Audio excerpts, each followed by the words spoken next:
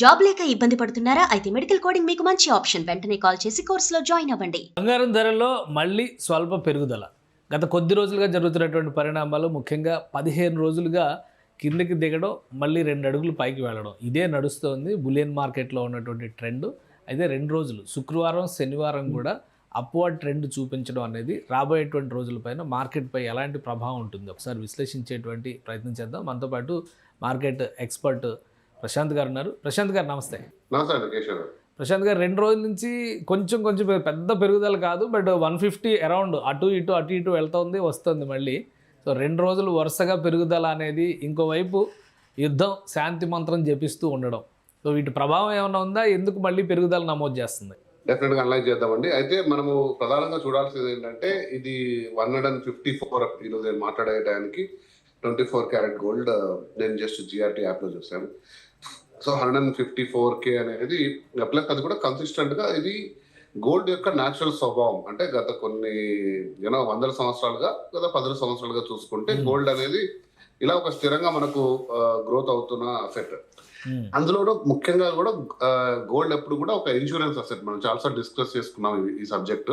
మళ్ళీ వ్యూవర్స్ కోసం నేను ఎప్పుడు చెప్తుంటాను, గోల్డ్ అనేది ఒక ఇన్సూరెన్స్ అసెట్ గా మీ పోర్ట్ఫోలియోలో, మీ ఫైనాన్షియల్ పోర్ట్ఫోలియోలో మీరు ఒక 100 రూపాయలు సేవ్ చేసుకోవాలనుకుంటే లైఫ్ టైంలో ఒక 15% దాన్ని గోల్డ్, అంటే మన పూర్వం తల్లిదండ్రుల దగ్గర నుంచి, మన పెద్దల దగ్గర నుంచి కూడా అంత మొత్తం గోల్డ్ అందరూ కూడా సేకరించి పెట్టేవారు.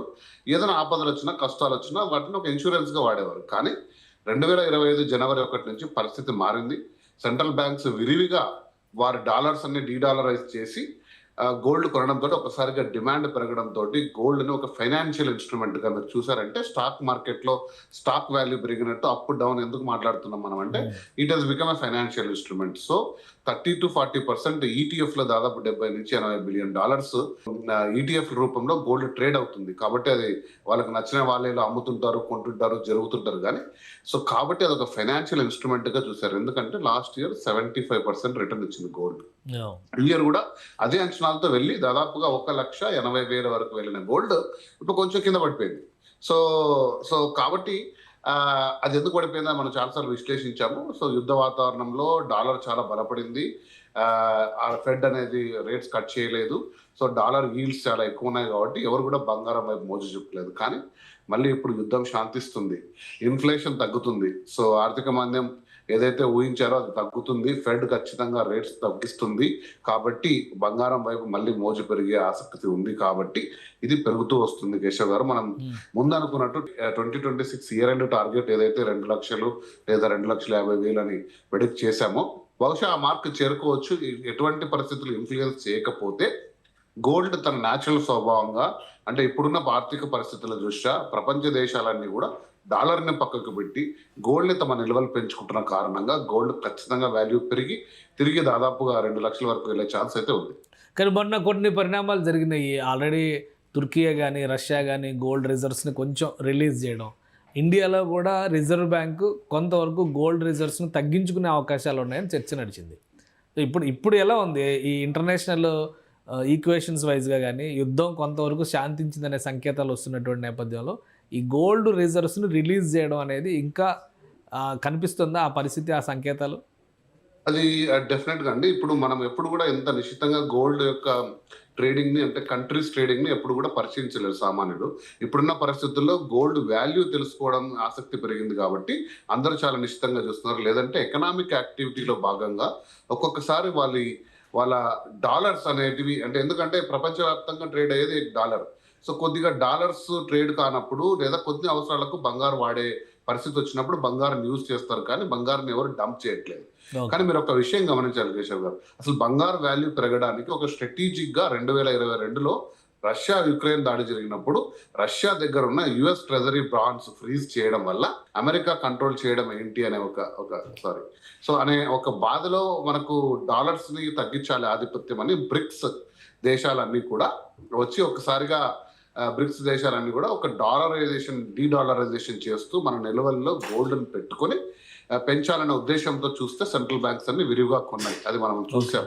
సో అది కంటిన్యూ అవుతుంది. అందులో మార్పు ఉండదు నేను అనుకుంటున్నాను. ఎందుకంటే బ్రిక్స్ చాలా బలంగా ముందుకెళ్తున్నాయి. అన్ని కూడా ఎదుగుతున్న దేశాలు, బ్రెజిల్ కానీ, రష్యా కానీ, ఇండియా కానీ, చైనా కానీ, సౌత్ ఆఫ్రికా, ప్లస్ యుఏఈ కూడా ఉండేది, అంటే ఈ ఎమిరేట్స్ కూడా ఉండేటివి. సో బహుశా నెక్స్ట్ 20 years లో డాలర్ కి ఆల్టర్నేట్ కరెన్సీగా గోల్డ్ తీసుకురావాలన్న ఉద్దేశంలో భాగంగా గోల్డ్ కొంటున్నాయి కాబట్టి అది విరివిగా కొంటున్నారు.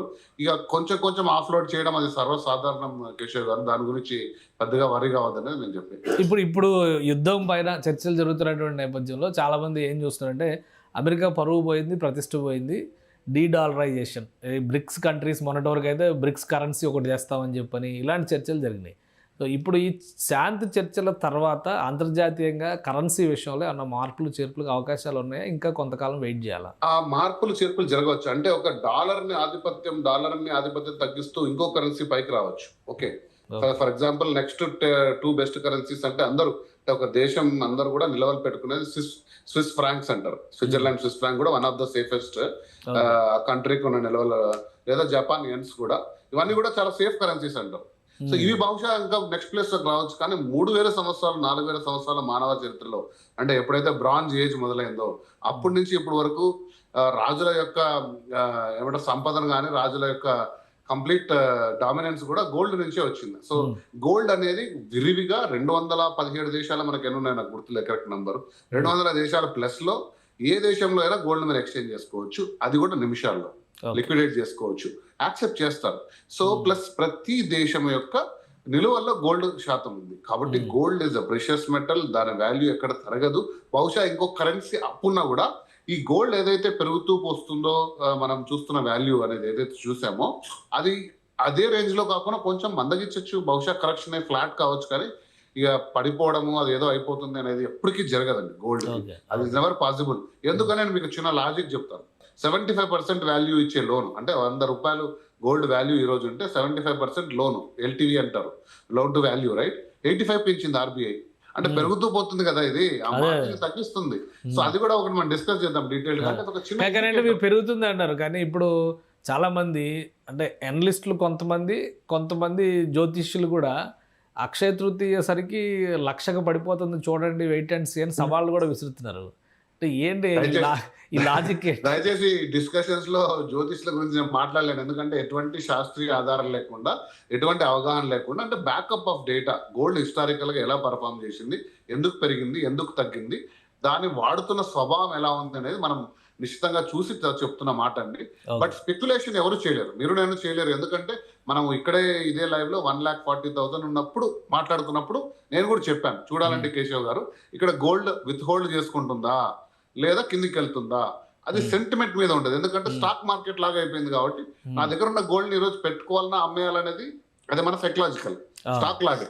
సో అది కూడా 1,40,000 మళ్ళీ అంత క్రైసిస్ లో కూడా నిలబెట్టుకొని గోల్డ్ మళ్ళీ తిరిగి 154, 160 వైపు వెళ్తుంది. నేను కూడా చెప్పాను, 140 ఉన్నప్పుడు చెప్పాను, 140-50 ఇది డిమాండ్ ప్రైస్, మీరు కొనుక్కోవాలంటే ఇది బెస్ట్ టైం. ఈవెన్ 154 కూడా బెస్ట్ టైమే, త్వరలో 160 చూడబోతారు. సో కాబట్టి డెఫినెట్ గా నేను అంటే కొన్ని డేటా ఆధారితంగా చెప్తున్నాం కానీ స్పెక్యులేషన్ చేయలేమండి. అంటే నేను కూడా డిస్క్లైమర్ ఎప్పుడు చెప్పాల్సిందే, సడన్ గా కొన్ని ప్రతికూల పరిస్థితుల్లో డంప్ చేయడం ఉండదు. ఇప్పుడు ఇది కూడా మీరు అన్నట్టుగా ఇది కూడా న్యాచురల్ గా జరుగుతున్నటువంటి అప్స్ అండ్ డౌన్స్ లో భాగంగా ఇది ఒక ఫినామినా అనుకోవాలా, లేదా ఎవరైనా మార్కెట్ని మేనేజ్ చేస్తున్నారు? ఇప్పుడు ఉన్నటువంటి యుద్ధ పరిస్థితులు వీటి నేపథ్యంలో స్టాక్ మార్కెట్లో లాస్లు వస్తున్నాయి కాబట్టి గోల్డ్ కూడా పడిపోతే ఇంకా దారుణం అయితే. గోల్డ్ మార్కెట్లో stock market percentage commodity trading చాలా చిన్నది. ఫిజికల్ గోల్డ్ బార్స్ లో ఉండేది చాలా పెద్దది. దాదాపు 80% ఫిజికల్ గోల్డ్ రిజర్వ్స్ ని రోజు తీసుకొని ఎక్స్చేంజ్ చేసే ట్రేడింగ్ జరగదు, వెరీ లిటిల్ మార్కెట్. బట్ అది పెరుగుతూ పోతుంది. నేను చెప్తున్న ప్రభావం ఏంటంటే ఎందుకు ఇంత ఫ్లక్చుయేషన్స్ వస్తున్నారంటే ఈ డిజిటల్ గోల్డ్ అనేది అది ఎప్పుడైతే వచ్చిందో, మీరు ఫోన్ పే పొద్దున ఓపెన్ చేస్తే డైలీ 10 రూపీస్ సేవింగ్ తో మీరు గోల్డ్ కొనొచ్చు, అంత లో. సో డైలీ 10 రూపీస్ ఇయర్ కట్టి ఆ గోల్డ్ మీకు వాడి దగ్గర ఉందా, ఆర్బీఐ నిబంధనలు ఏం లేవు, నేను ఇంతకుముందు మనం చెప్పాము. సో డిజిటల్ గోల్డ్ కి ఎటువంటి సపోర్ట్ ఉండదని. సో ఇటువంటి మారుతున్న రీత్యా ప్రైస్ చాలా కొన్ని ఫ్యాక్టర్స్ ఇన్ఫ్లుయెన్స్ చేస్తున్నాయి.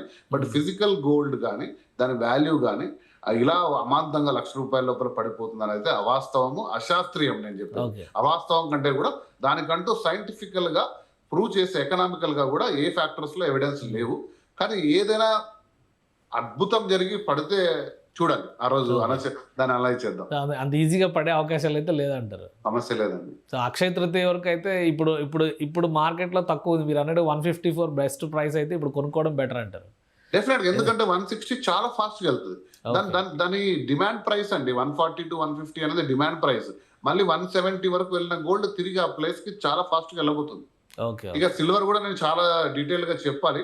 బట్ సిల్వర్ అనేది గోల్డ్ కంటే ఎక్కువ షైన్. 2026 నేను డెఫినెట్ గా చెప్పాను సిల్వర్ జూబ్లీ ఇయర్ అవుతుంది. 2025 was a golden jubilee year. ఈ సిల్వర్ అనేది డెఫినెట్ గా షైన్ అవుతుంది.